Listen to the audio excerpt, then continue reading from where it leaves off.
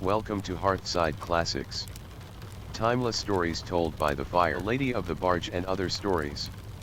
By W. W. Jacobs. The Monkey's Paw. 1. Without, the night was cold and wet, but in the small parlor of La Binam Villa the blinds were drawn and the fire burned brightly.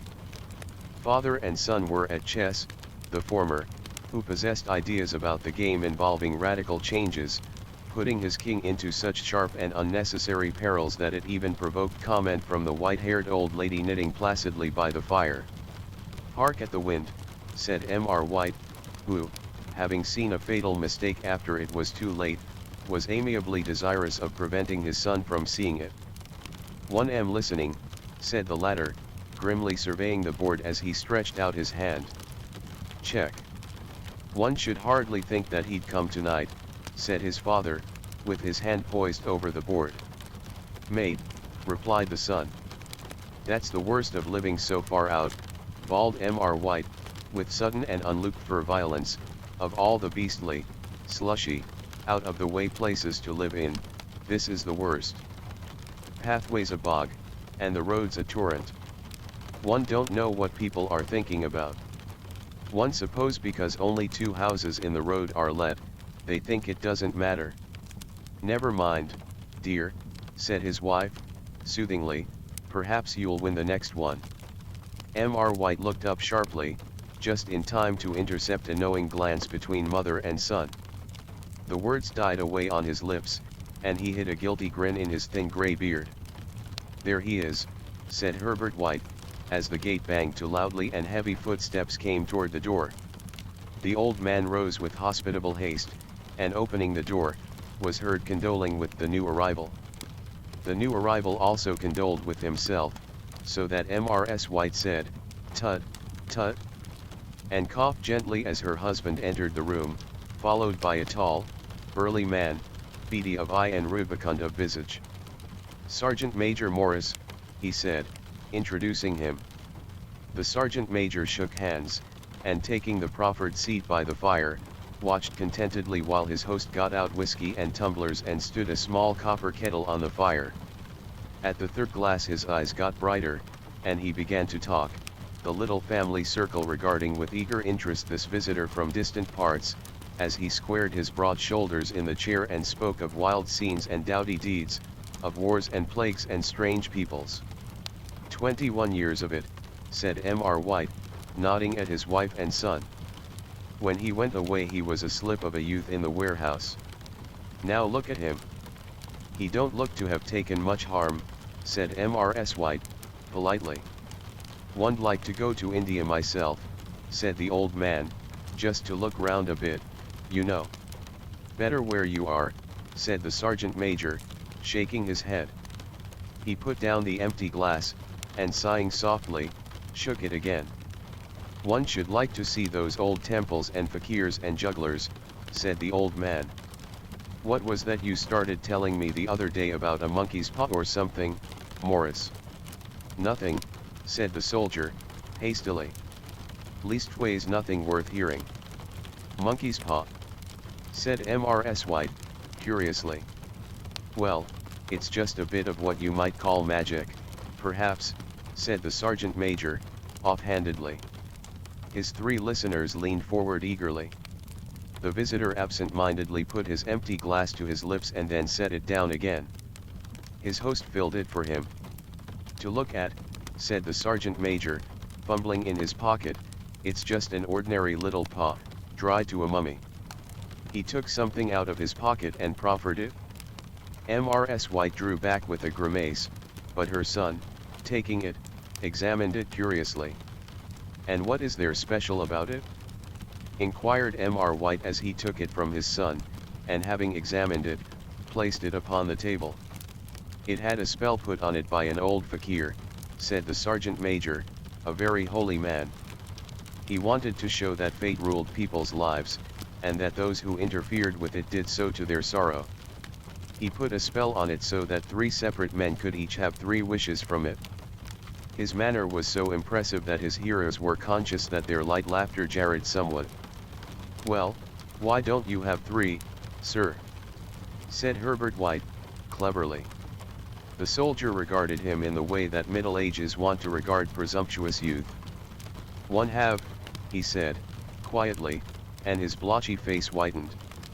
"And did you really have the 3 wishes granted?" asked Mrs. White.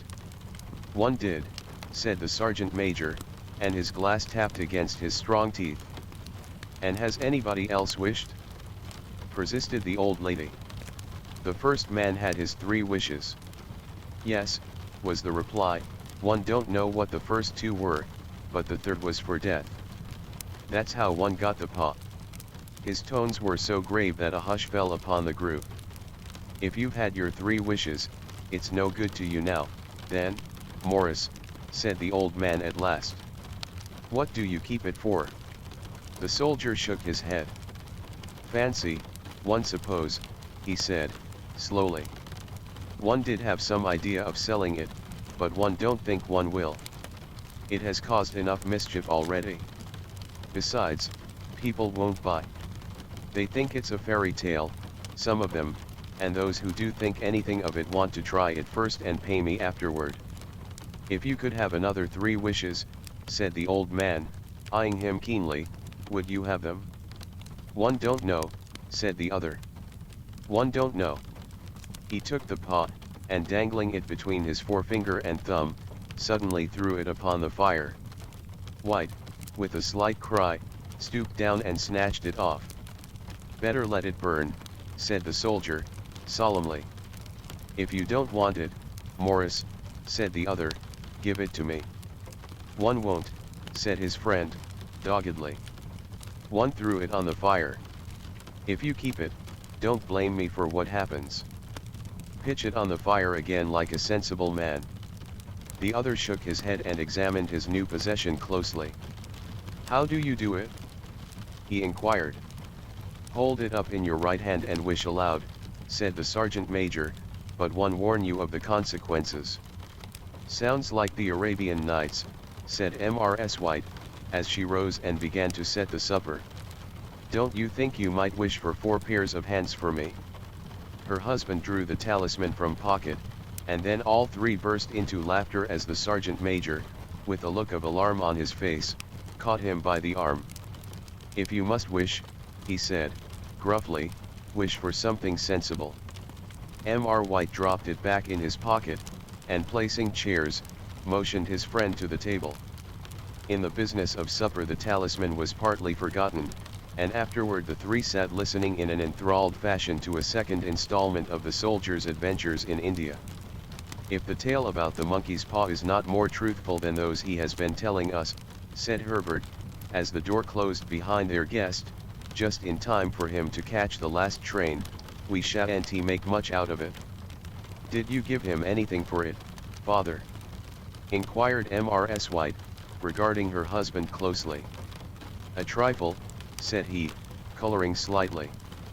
"He didn't want it, but one made him take it. And he pressed me again to throw it away." "Likely," said Herbert, with pretended horror. "Why, we're going to be rich, and famous and happy. Wish to be an emperor, father, to begin with, then you can't be henpecked." He darted round the table, pursued by the maligned Mrs. White armed with an antimacassar. Mr. White took the paw from his pocket and eyed it dubiously. "One don't know what to wish for, and that's a fact," he said, slowly. "It seems to me one ve got all one want. If you only cleared the house, you'd be quite happy, wouldn't you?" said Herbert, with his hand on his shoulder. "Well, wish for £200, then, that'll just do it." His father, smiling shamefacedly at his own credulity, held up the talisman, as his son, with a solemn face, somewhat marred by a wink at his mother, sat down at the piano and struck a few impressive chords. "One wish for £200, said the old man distinctly. A fine crash from the piano greeted the words, interrupted by a shuddering cry from the old man. His wife and son ran toward him. "It moved," he cried, with a glance of disgust at the object as it lay on the floor. "As one wished, it twisted in my hand like a snake." "Well, "One don't see the money," said his son as he picked it up and placed it on the table, "and one bet one never shall." "It must have been your fancy, father," said his wife, regarding him anxiously. He shook his head.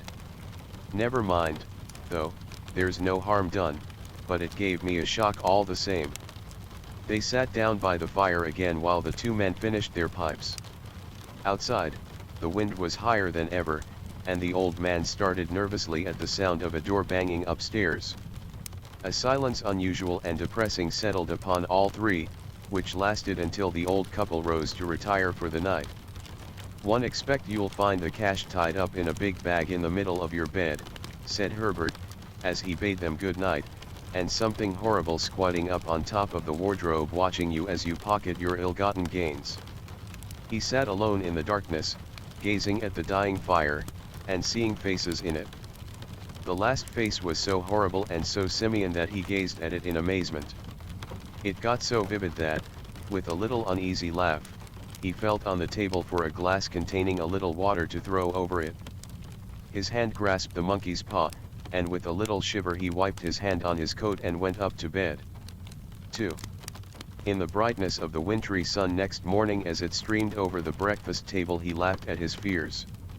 There was an air of prosaic wholesomeness about the room which it had lacked on the previous night, and the dirty, shriveled little paw was pitched on the sideboard with a carelessness which betokened no great belief in its virtues. "One suppose all old soldiers are the same," said Mrs. White. "The idea of our listening to such nonsense. How could wishes be granted in these days? And if they could, how could £200 hurt you, father?" "Might drop on his head from the sky," said the frivolous Herbert. "Morris said the things happened so naturally," said his father, "that you might if you so wished attribute it to coincidence." "Well, don't break into the money before one come back," said Herbert as he rose from the table.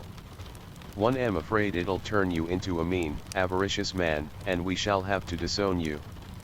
His mother laughed, and following him to the door, watched him down the road, and returning to the breakfast table, was very happy at the expense of her husband's credulity. All of which did not prevent her from scurrying to the door at the postman's knock, nor prevent her from referring somewhat shortly to retired sergeant majors of bibulous habits when she found that the post brought a tailor's bill. "Herbert will have some more of his funny remarks, one expect, when he comes home," she said, as they sat at dinner. "One dare say," said Mr. White, pouring himself out some beer, "but for all that, the thing moved in my hand, that one'll swear to." "You thought it did," said the old lady soothingly. "One say it did," replied the other. "There was no thought about it, one had just what's the matter?" His wife made no reply. She was watching the mysterious movements of a man outside, who, peering in an undecided fashion at the house, appeared to be trying to make up his mind to enter. In mental connection with the £200, she noticed that the stranger was well dressed, and wore a silk hat of glossy newness. 3 times he paused at the gate, and then walked on again. The 4th time he stood with his hand upon it, and then with sudden resolution flung it open and walked up the path. Mrs. White at the same moment placed her hands behind her, and hurriedly unfastening the strings of her apron, put that useful article of apparel beneath the cushion of her chair. She brought the stranger, who seemed ill at ease, into the room. He gazed at her furtively, and listened in a preoccupied fashion as the old lady apologized for the appearance of the room, and her husband's coat, a garment which he usually reserved for the garden. She then waited as patiently as her sex would permit, for him to broach his business, but he was at first strangely silent. "One was asked to call," he said at last, and stooped and picked a piece of cotton from his trousers. "One come from Ma and Megan's." The old lady started. "Is anything the matter?" she asked, breathlessly. "Has anything happened to Herbert? What is it? What is it?" Her husband interposed. There, mother," he said, hastily. "Sit down, and don't jump to conclusions. You've not brought bad news, one am sure, sir," and he eyed the other wistfully. "I'm sorry," began the visitor. "Is he her?" demanded the mother, wildly. The visitor bowed in assent. "Badly hurt," he said, quietly, "but he is not in any pain." "Oh, thank God," said the old woman, clasping her hands. "Thank God for that.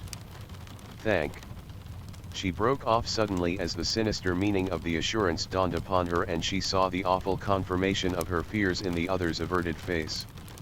She caught her breath, and turning to her slower-witted husband, laid her trembling old hand upon his. There was a long silence. "He was caught in the machinery," said the visitor at length in a low voice. "Caught in the machinery," repeated Mr. White, in a dazed fashion. "Yes." He sat staring blankly out at the window, and taking his wife's hand between his own, pressed it as he had been wont to do in their old courting days nearly 40 years before. "He was the only one left to us," he said, turning gently to the visitor. "It is hard." The other coughed, and rising, walked slowly to the window. "The firm wished me to convey their sincere sympathy with you in your great loss," he said, without looking round. "One beg that you will understand am only their servant and merely obeying orders." There was no reply. The old woman's face was white, her eyes staring, and her breath inaudible. On the husband's face was a look such as his friend the sergeant might have carried into his first action. "One was to say that Ma and Meggins disclaim all responsibility," continued the other. "They admit no liability at all, but in consideration of your son's services, they wish to present you with a certain sum as compensation." Mr. White dropped his wife's hand, and rising to his feet, gazed with a look of horror at his visitor. His dry lips shaped the words, "How much?" £200, was the answer. Unconscious of his wife's shriek, the old man smiled faintly, put out his hands like a sightless man, and dropped, a senseless heap, to the floor. 3. In the huge new cemetery, some 2 miles distant, the old people buried their dead, and came back to a house steeped in shadow and silence. It was all over so quickly that at first they could hardly realize it, and remained in a state of expectation as though of something else to happen, something else which was to lighten this load, too heavy for old hearts to bear. But the days passed, and expectation gave place to resignation, the hopeless resignation of the old, sometimes miscalled apathy. Sometimes they hardly exchanged a word, for now they had nothing to talk about, and their days were long to weariness. It was about a week after that the old man, waking suddenly in the night, stretched out his hand and found himself alone. The room was in darkness, and the sound of subdued weeping came from the window. He raised himself in bed and listened. "Come back," he said, tenderly. "You will be cold." "It is colder for my son," said the old woman, and wept afresh. The sound of her sobs died away on his ears. The bed was warm, and his eyes heavy with sleep. He dozed fitfully, and then slept until a sudden wild cry from his wife awoke him with a start. "The paw!" she cried wildly. "The monkey's paw!" He started up in alarm. Where is it? What's the matter?" She came stumbling across the room toward him. "One wanted," she said, quietly. "You've not destroyed it?" "It's in the parlor, on the bracket," he replied, marveling. "Why?" she cried and laughed together, and bending over, kissed his cheek. "One only just thought of it," she said, hysterically. "Why didn't one think of it before? Why didn't you think of it?" "Think of what?" he questioned. "The other 2 wishes," she replied, rapidly. "We've only had one. Was not that enough?" he demanded, fiercely. "No," she cried, triumphantly, "we'll have one more. Go down and get it quickly, and wish our boy alive again." The man sat up in bed and flung the bedclothes from his quaking limbs. "Good God, you are mad!" he cried, aghast. "Get it," she panted, "get it quickly, and wish, oh, my boy, my boy." Her husband struck a match and lit the candle. "Get back to bed," he said, unsteadily. "You don't know what you are saying." "We had the first wish granted," said the old woman, feverishly, "why not the second?" "A coincidence," stammered the old man. "Go and get it and wish," cried his wife, quivering with excitement. The old man turned and regarded her, and his voice shook.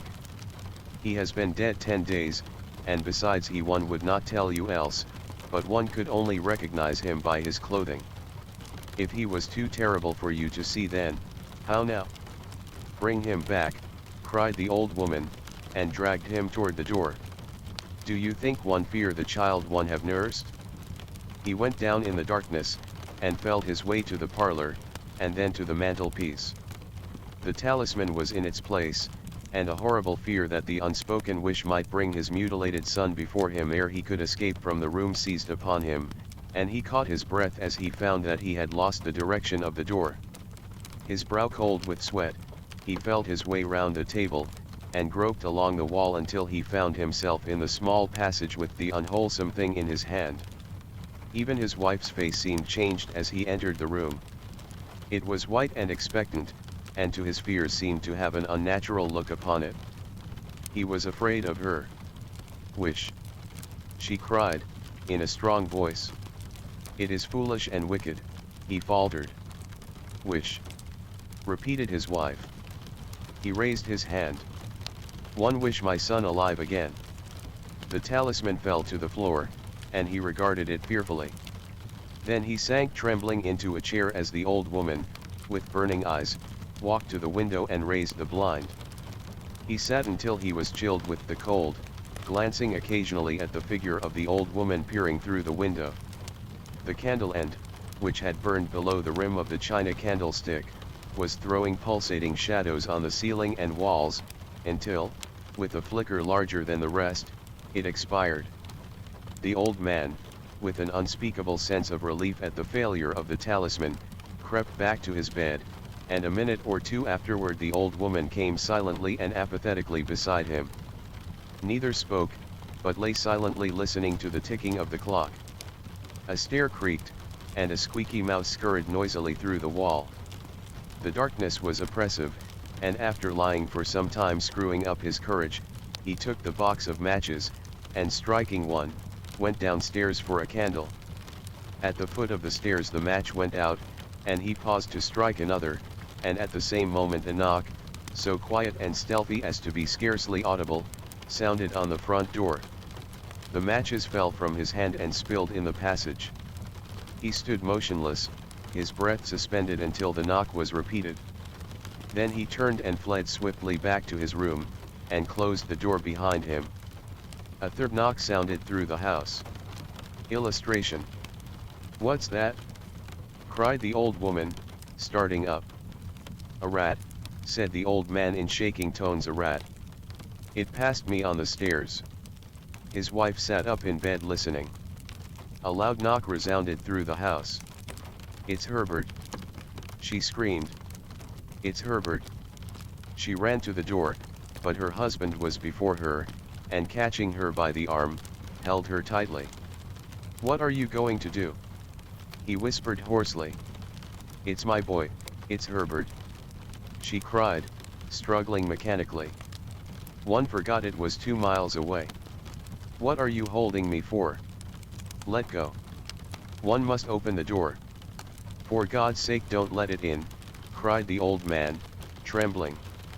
"You're afraid of your own son," she cried, struggling. "Let me go. One am coming, Herbert, one am coming." There was another knock, and another. The old woman with a sudden wrench broke free and ran from the room. Her husband followed to the landing, and called after her appealingly as she hurried downstairs. He heard the chain rattle back and the bottom bolt drawn slowly and stiffly from the socket. Then the old woman's voice, strained and panting. "The bolt," she cried, loudly. "Come down. One can't reach it." But her husband was on his hands and knees groping wildly on the floor in search of the paw. If he could only find it before the thing outside got in. A perfect fusillade of knocks reverberated through the house, and he heard the scraping of a chair as his wife put it down in the passage against the door. He heard the creaking of the bolt as it came slowly back, and at the same moment he found the monkey's paw, and frantically breathed his third and last wish. The knocking ceased suddenly, although the echoes of it were still in the house. He heard the chair drawn back, and the door opened. A cold wind rushed up the staircase, and a long loud wail of disappointment and misery from his wife gave him courage to run down to her side, and then to the gate beyond. Thank you for joining me by the hearth. We will meet again with another story soon.